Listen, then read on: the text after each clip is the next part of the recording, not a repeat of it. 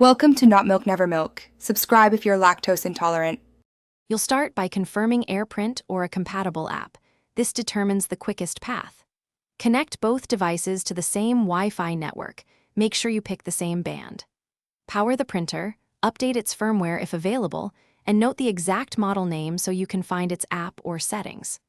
Once done, open Settings on the iPad to verify Wi-Fi and check Bluetooth if the printer uses direct wireless. These steps remove connection ambiguity and let you proceed to printing setup immediately.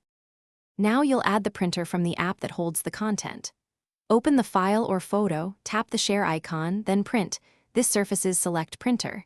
If an AirPrint device appears, pick it and adjust copies or pages. If the printer doesn't show, install the manufacturer's app from the App Store, open it, and follow its guided pairing, often via Wi-Fi setup or QR code.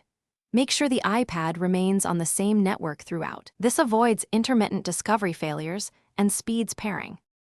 Finish by tapping print and watching the printer's status lights or display. Many errors appear there first.